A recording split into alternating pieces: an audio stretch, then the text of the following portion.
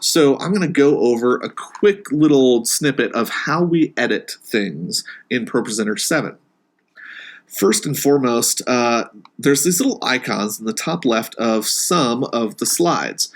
Those icons denote that there are actions attached to that slide or video or whatever it might be. This little guy at the podium thing, or rubber stamp, whichever one you think that looks like, that is our stage display action. It tells our stage display output what the band sees and what speakers see on that back wall of the auditorium, what they're going to see. We've got a bunch of different layouts that we use throughout the service, and a whole bunch. Anytime you see that little guy there, that's denoting a change in that stage display outlook. The next thing you'll see on this first slide is these little timer looking things. That means that this slide is telling one of our timers what to do. In the instance of this slide, it's telling our pre-show timer for the 9 o'clock to set and restart so that each time we click on that, it makes sure that it's the right time to count down. We put that in separately into this timers window right here. So every week this time changes just slightly depending on how long this video is, because our 9 a.m. pre-show timer is counting down to the exact time that this video is going to start, and then the producer will say go video and you click it. So the next thing is this little mustache guy here. That is a feature called Audience Look. And an Audience Look is basically a different format. Sometimes we'll change it throughout the service to control different things. Most of the time, what it's controlling is our center screen lyrics. So the ProPresenter 7 has the ability to send an additional output out for that screen. And so sometimes we want content going there, sometimes we don't, and that is what the audience look is there for. If we ever have a problem with either the stage display, a timer, or an audience look action, you can right-click on the slide and hit Edit Actions, and you'll see a list of the actions currently on the slide. If for some odd reason that slide didn't have an action on it, you could certainly add one by going to Audience Look, Stage Look, Timer Thing, a Clear All if you wanted to, but those are all there. So if for some reason the stage action was the wrong one, I could hit Edit Stage Action, and I could change what we want right here. In this case, it's the right one for a preview song. That action for stage action is set to worship because it's basically any song the band wants to see the same look. But the audience look, for instance, under Edit Actions, is set to be preview song. The different options there are worship, preview song, speaking, and videos. And I would also say full screen graphics are included under that video tab there. But basically, speaking and video are the same, which says send the content out the main output, but not to that center screen. Preview song says send none of the output anywhere except for the stage display. So that means lyrics for preview songs will never end up on the side screens or broadcast accidentally. And then worship is set the lyrics to go out to the audience in the room, and then and as well as the audience online, and then reformat that look for the stage display. I want to show you that real quick because it's a really cool, or not stage display, for that center screen. So, for instance, this slide right here is what it looks like and what we've seen for years and years and years on our main screens. On the right side, I can actually change which output I'm looking at, and I can choose to look at the center output. And now this is a reformatted version of the lyrics for the center screen. I can also see stage display, which is helpful. When you're sitting at the chair operating, on the right side of the computer, there's a TV monitor that has these three outputs, so you don't actually need to switch between them, but it is helpful sometimes just to see what exactly you're outputting to each of these main outputs. So you've got main, center screen, and then stage display, which is what the band sees. So let's take a sermon, for example. Let's say that we throw up this slide here in rehearsal, and it's actually not Proverbs 4:1 through 2, it's Proverbs 6:5 through 7. What we can do is we can right click on it and hit edit, which brings up the full screen editor. And let's say that this is actually Proverbs 5 verses 6 through 7, that this text was right, but it was really 5, 6 through 7, not 4, 1 through 2. So that has changed, and then we can go back to show mode up here on the top, which will bring us back to our main view.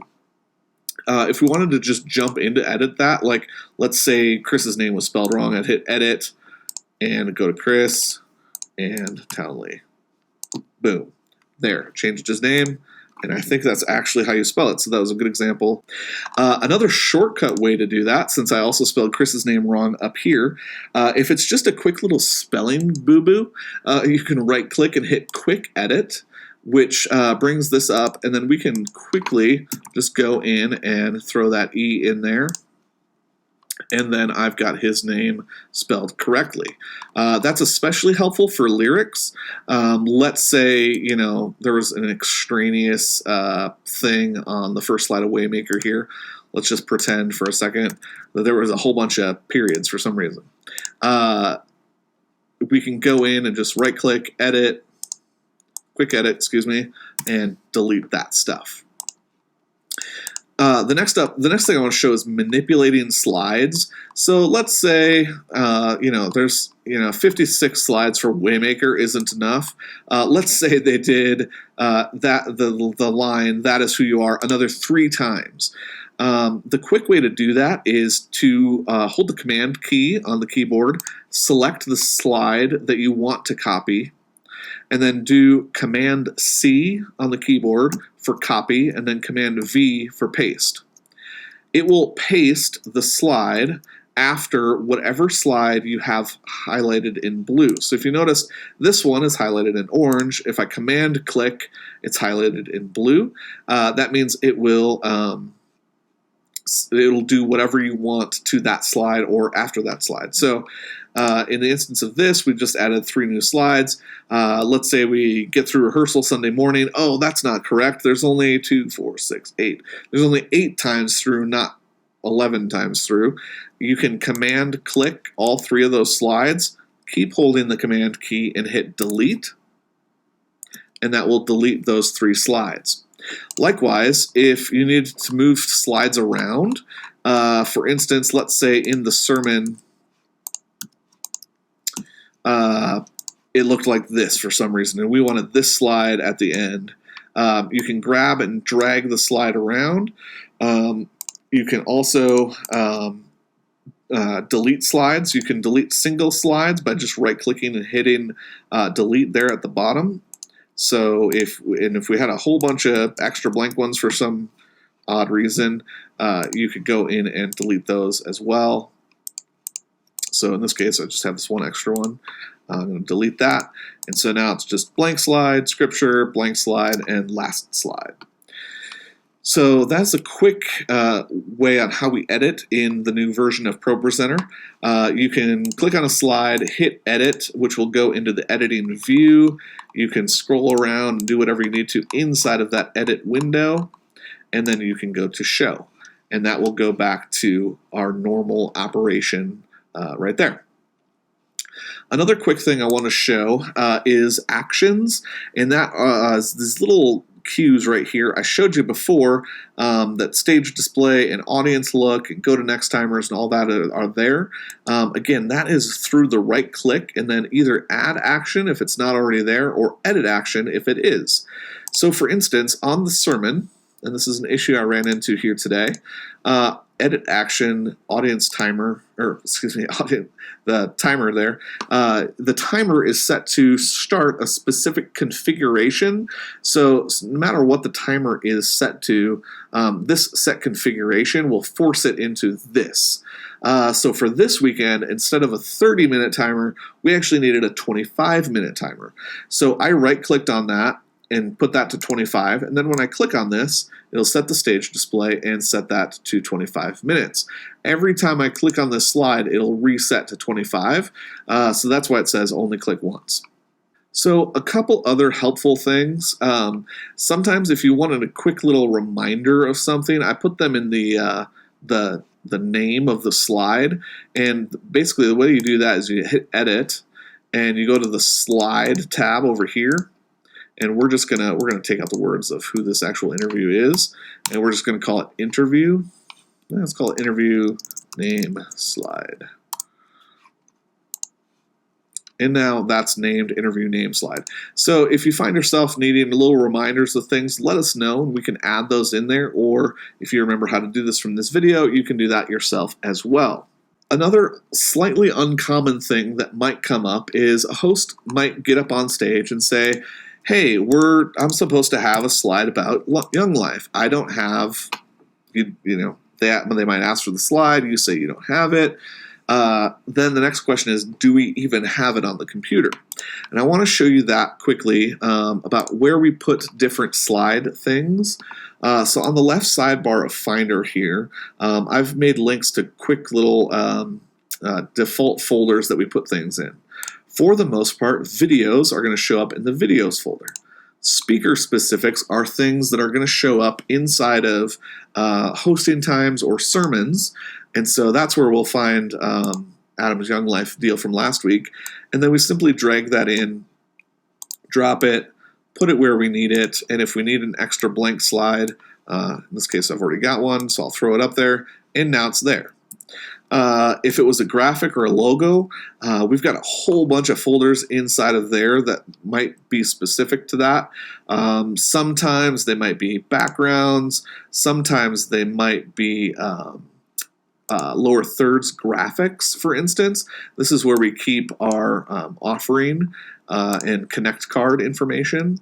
So if they wanted to talk about connect cards in there for some reason, we could drag and drop that in there.